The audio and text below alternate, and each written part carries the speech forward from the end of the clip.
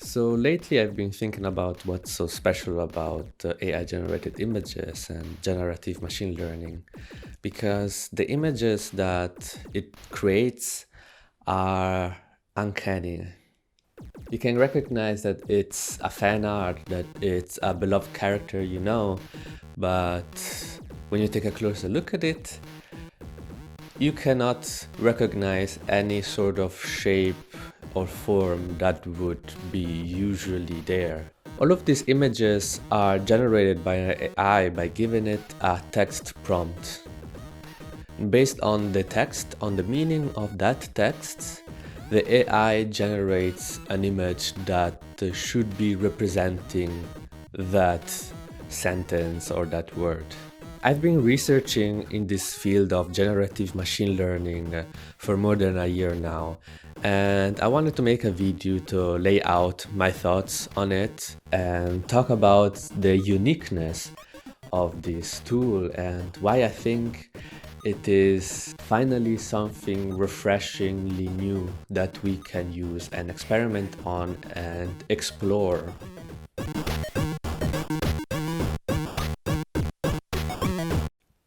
So first of all, I'm going to use the terms AI, algorithms, machine learning, all to define the same sort of concept we have in mind. I know there are subtle differences between them, and maybe intelligence is not the best way to refer to it, but I'm going to use it anyway for the sake of understanding the video better. We're going to talk about GANs, a generative adversarial network.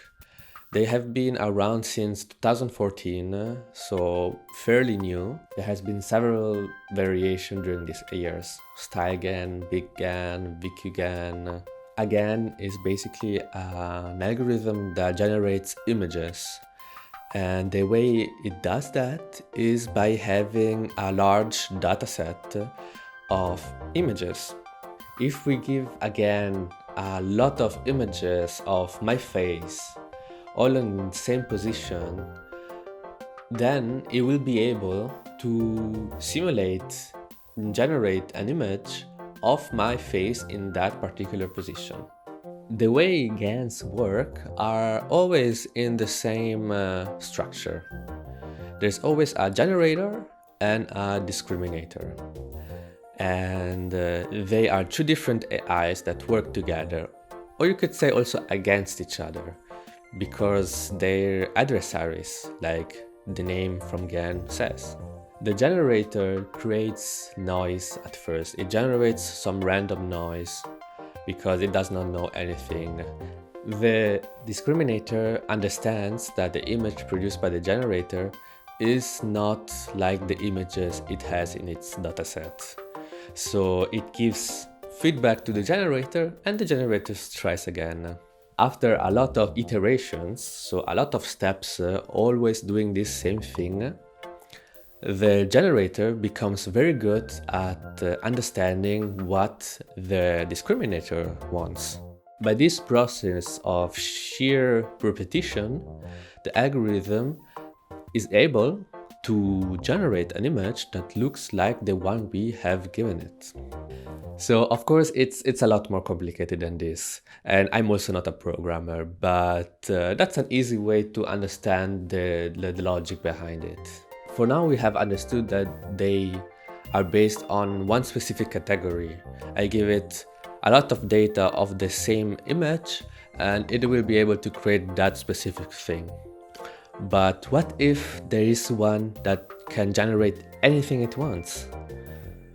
Well, there is. It's called VQGAN CLIP, and that's the main algorithm we're going to focus on today. VQGAN CLIP has basically also here two different algorithms. There's VQGAN and then there is CLIP. And the important thing is here to know that CLIP is an algorithm created by OpenAI which can recognize what's in an image.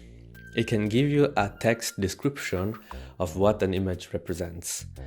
And the amount of things it knows are basically unlimited because it was trained on the relation of text and image of the description of the images that are on the web, and therefore it is really good at recognizing any sort of category, anything we want it to recognize. VQGAN CLIP has become so popular because it is available to be used for free on a Google Colab notebook, which is a service from Google, and the notebook has been written by these people, and it gives the possibility for anyone to generate something out of it.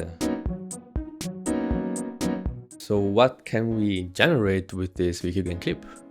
Well, basically anything we can put into words, anything we can put into language. I like to highlight on language and words because it has a very big connection with semiotics. And with semiotics, I mean the study of signs and how signs carry meaning with images or language. For something like this to work, it needs to have a clear understanding of the relation we create between text and image. What's being depicted in an image can be pretty straightforward for us, but it is not for a machine. If I show the image of a dog, you can say the description of it is "this is a dog." Or you could also say this is a photograph. But you can also say this represents loyalty. Semiotics is really important in this field, I think, because it makes us aware that language and the way we use language carries meaning depending on how we create the sentences that we create. Because VQGAN clip is not only good at creating a representation of something physical, but it is also very good at representing something abstract, a feeling, an emotion. This is not so straightforward as you might think it could be. How do we teach a machine to learn all of these complex things that we people also do not fully understand? The machine does not really understand semiotics like we do understand. They do not have this sort of categorization that is very clear like maybe ours. The algorithm makes these connections by itself. And also we as humans, if you look at the code, we will not really understand or pinpoint where there is a specific thing that means a specific meaning. It automatically creates connections and makes sense of the way we make sense of the word.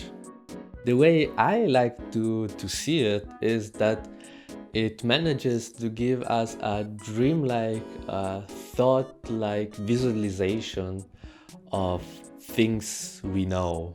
The same way we humans, when we think of a certain person, we might have an idea in our minds of how that person looks like, but we cannot really define the shape or the outline. In the same way, I feel VQGAN clips is able to give to us this essence of that person, of that concept, of that object, and it distills it to its pure form, and a lot of times it doesn't have sense in the way the composition works of the image, but the feeling you get when you see it, you can totally already recognize what it is. You can recognize what this is in the first glance you see it, but then if you look closer at it, you don't really see what you thought you saw. While I've been rambling here about all the technical achievements it is and what all the good things it can do, of course I also have to acknowledge that it has its own share of limits. The way it is limited, it is on the dataset it was trained on. So I've been saying this dataset is huge, is enormous, it's all of the internet and therefore it's infinite. But of course it is a limited amount of concepts, even though we might perceive it as an infinite amount of things, it is still finite. The dataset it has been trained on does not include anything that comes after 2019.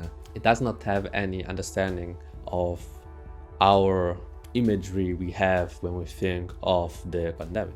That's why if we ask it to create something related to that, it will not give what we had in mind. And this makes all sense, like if it's not there, then it will not know about that thing. And with this in mind, my other example that I really like is when I try to give it the name of a wafer brand from my place, which I thought was enough famous to be known, but apparently not. The name of it is Loacker, and maybe you know it, maybe not, but I thought it was enough famous to be inside of the dataset. When I made it generate Loacker, I just got a very gross looking tongue and this boy with spiky hair in a dirty room. And the fascinating part of this is that if I let it generate the name again, it will again create something with those sort of subjects in a different way, in a different composition, but always those same subjects. So somehow it's made a correlation between that word and those specific type of imagery, and I have no idea why it did that. This makes me believe that there is a lot of exploration we can do of terms no one has ever thought to put into. You will arrive to one which is connected to this diamond cave that has some very interesting imagery that would have never come up if you never searched for that specific word. Another example I really like talking about semiotics and the meaning behind images is by telling the AI to generate mugshots. Every time I ask it to generate a mugshot, it would put inside also some coffee mugs, because somehow the word mug has much more weight in the word mugshot than the actual word mugshot. I'm not sure why it does that. Maybe because mug is a lot more present in the dataset and therefore it gives more weight to that. Or maybe just because it misunderstands and it sees the word mug in itself and makes an assumption that we don't want it to make. I don't know, but it's interesting to speculating on why it does that. What I did is give it minus coffee mug. In this way, it kind of detracted all the coffee mugs that it was creating. And another very interesting aspect of that is that most of the images that we got depict an image of a black person in these mugshots. It is trained on all of the data there is on the web, and it has made the assumption that a mugshot is supposed to be connected with the face of a black person. And that doesn't mean that the AI is racist, but in the data that we gave it to it, there was the bias that led the AI to believe that this was the right assumption. This example shows what sort of exploration we can do inside of this field and make research on what sort of biases are in this dataset and what does that tell us about us humans. Because the AI, what it does is only simulating the way we as humans ascribe meaning to things and concepts. Another limit I want to talk about is the style. The visualization of the things we make it generate are never really so realistic that would deceive someone into believing that it's realistic. Or at least not always. Sometimes it does. But VQGAN is not really good at making visualization and representation of things in such a realistic way. There's another one which is actually much better at this. It's called RuDALI, which stands for Russian Dali. RuDALI comes from DALI, which is another algorithm by OpenAI, which is actually not open. You can easily use Russian DALL-E on its website or also with a Telegram bot. All the links are in the description for all the things that I'm referencing to. And what we see with RuDALL-E is that the thing it does are very coherent, and on a technical level it beats VQGAN CLIP. And I think many people that see that on a technical level think that this is the route we have to go and that we are going towards, is that we are going to use these things to generate images that look real. For example, Zalando already did experiment with GANs of creating a human figure which has the sort of clothes you decide to make it try on. So you can basically create photorealistic images of people wearing the clothes you want them to wear.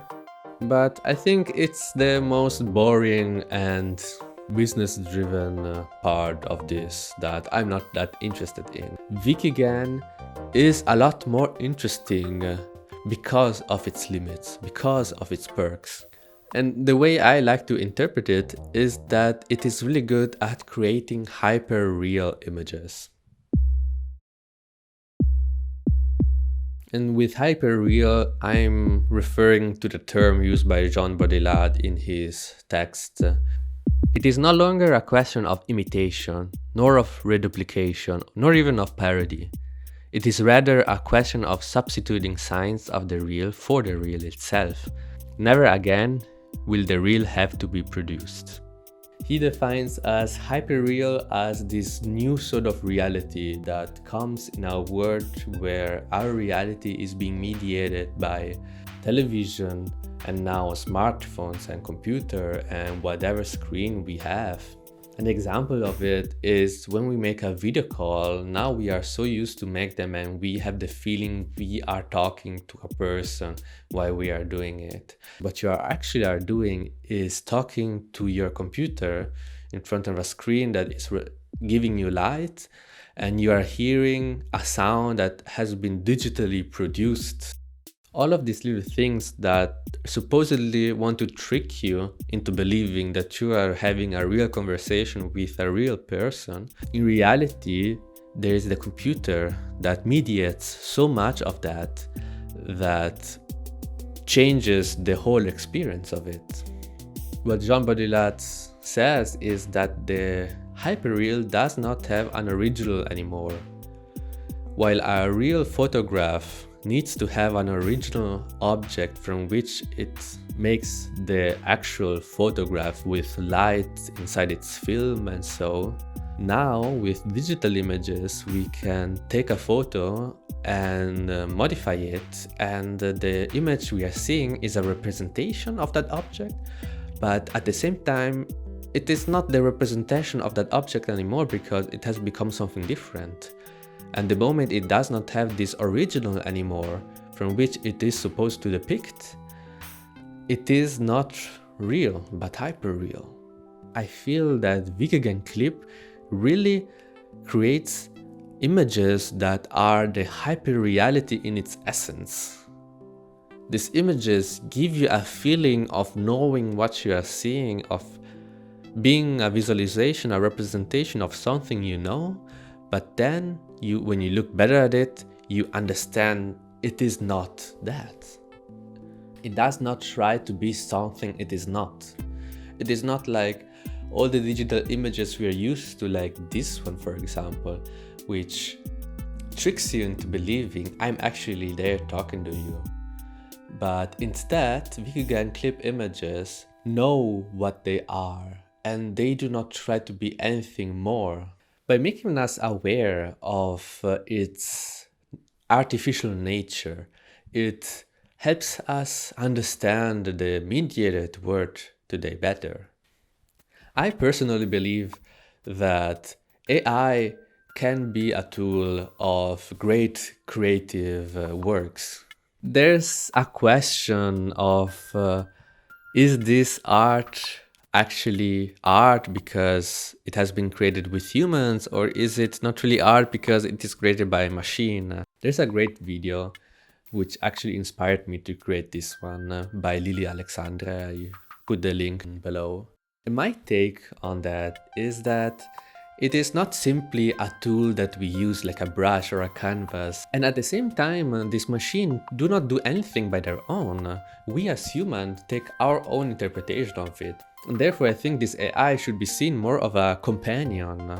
An AI companion that assists you and collaborates with you in your artistic practice and in your creative hobby or whatever it is that you are doing.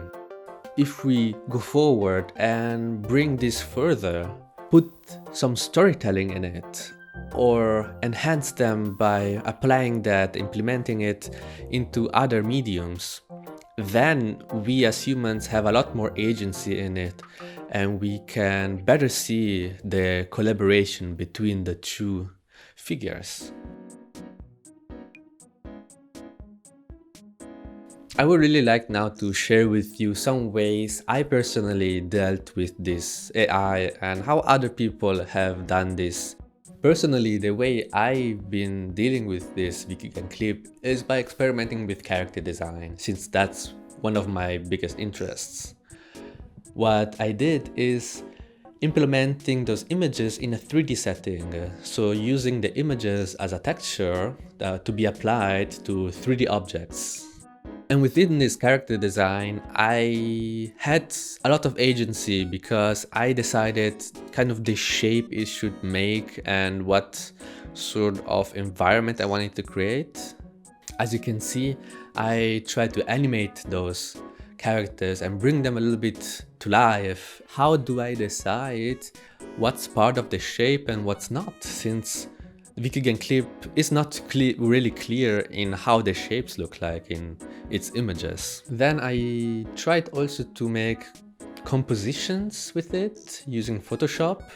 For example, generating different objects and things of a certain compositions and then making them together and see what's coming out from that. Another way I played around with it is by enhancing my animations. For example, my video Lost Japanese Video Game, I used that to generate the logo and some frames of it, and it gives a very specific look to it. I didn't use it for the whole video or as a concept of the video, but it helped me enhancing the style and the look of it, and I really like that. A person I saw on Instagram called Zybrid Studio, I'm sorry if I say those names in the wrong way. This Zybrid Studio uses some character design and uses those textures of VQGAN clip to really enhance the look of it and the feeling of it. Then there is Colcash 3D. I actually need to really thank him because that's where I first got into VQGAN clip and found the notebook to really experiment with it. He is actually a 3D animator. He does very cool stuff, and on Instagram he posted sometimes some videos he did with VQGAN clip, and one of these last ones has really got my attention because he uses it to tell a story. He puts into contrast images of animals and nature together with our own nature of digital technologies, and he applies this sort of filter on top of it of VQGAN clip that makes it all look the same and all look as if it's inside the nature or something. That's, I think, a very interesting and thought-provoking way to use it. Another person who uses VQGAN clip to tell a story is Lambert Duchesne. They use images of VQGAN clip that are really controlled in the way they look and how they feel, and then adds a layer of text on top of it, making some sort of relation between the text and the images that you see. They use it in their own advantage to put poetry on a more interesting level, I feel, making it feel a little bit like a dream, really getting the vibes of the poetry they're writing. Besides artists, there's also another product I found that makes pins out of AI generated images. These pins are from the brand Monolama, called Neuro Collection. There's also a lot of human interpretation because they needed to simplify the image to be able to create it on a pin. There's probably a lot more artists that I could talk about that use VQGAN CLIP to enhance their work and art. And if you have ideas and examples of people who use it, or if you're the one who uses it in a very interesting way, please let me know in the comments. I would love to see what you are doing.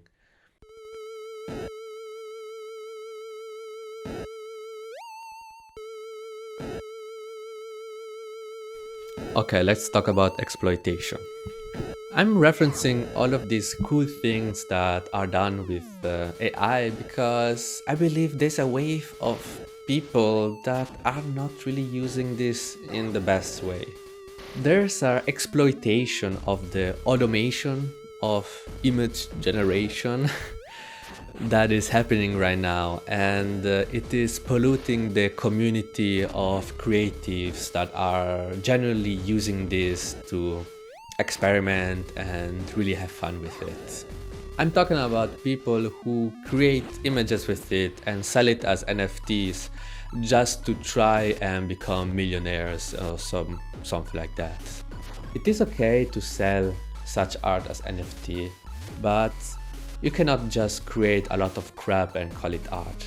I believe this sheds a negative light on the whole generative machine learning community because it makes everyone from outside believe that it's an easy way to make art and sell it and make money.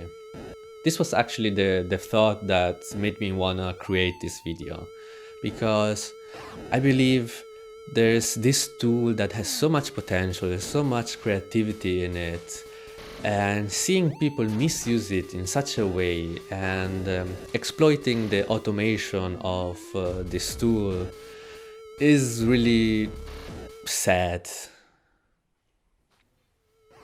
I also believe that in some years, 5 or 10, this sort of stuff will going to be mainstream and everybody's going to be able to do that and have it on their phones, and it's gonna be more restricted and more limited than what we have now, I believe. I'm already seeing apps and websites that offer such a service. Often these services, you have to pay money for that, or maybe you're restricted in how much you can control the actual image of that, minimizing the way one can interact with it, giving it the ability and the belief that one can only do limited things with it.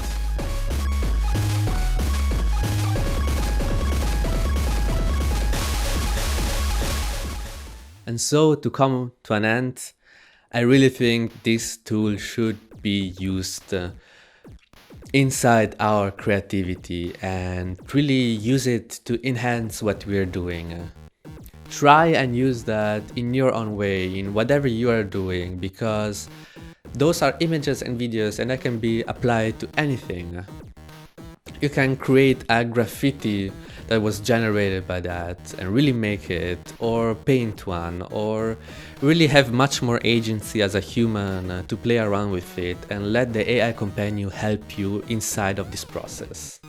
If you have any other thoughts, if you have any other ideas on why this is so interesting as a medium, just let me know in the comments. I would love to see what you guys think about that.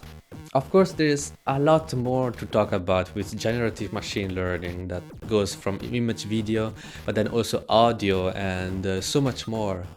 There are so many artists that are doing things with them, creating their own algorithms to using it as a tool in their own practices. It is making us think of our creative process in a different way, a way we never have thought like that. And only now it is possible to do such things. Therefore, it is now the time to really dig deep and see what can be done. So thank you so much if you stayed until now to watch this video. I really appreciate it. I think it is very fun to explore these topics. All the information of the people I mentioned before are in the infos down there. If you want to contact me or see what I do with this VQGAN clip, you can check out my website. And yes, that's it.